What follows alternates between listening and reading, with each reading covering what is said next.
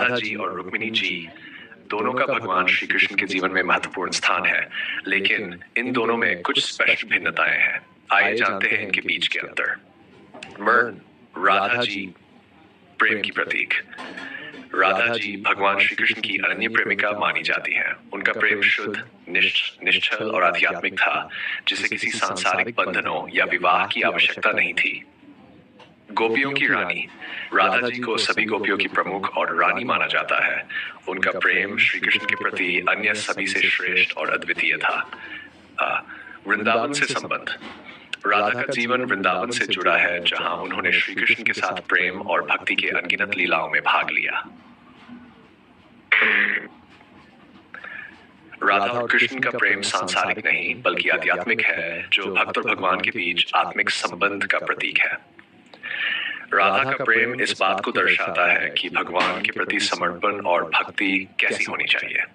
विवाह संबंध। और श्री कृष्ण का विवाह नहीं हुआ था। उनका संबंध प्रेम और भक्ति का आदर्श रूप था, जिसे सांसारिक बंधनों से परे माना जाता है।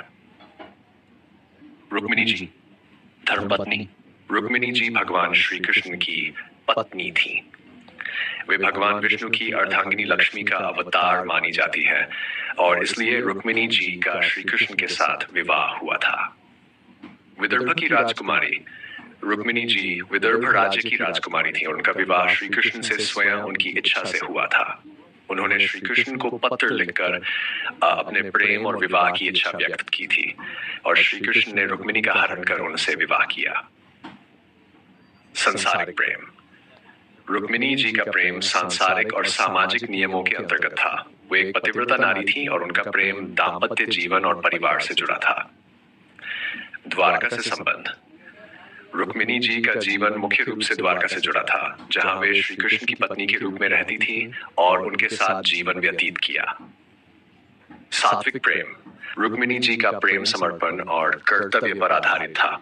उन्होंने हमेशा अपने पति के प्रति भक्ति और निष्ठा दिखाई। निष्कर्ष। राधा जी और रुक्मिणी जी दोनों ही श्री कृष्ण से गहरा प्रेम करती थीं, लेकिन उनका प्रेम अलग अलग रूपों में था।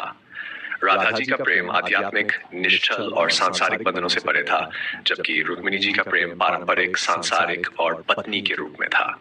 दोनों ही भक्तों के लिए प्रेम, समर्पण और भक्ति के आदर्श हैं।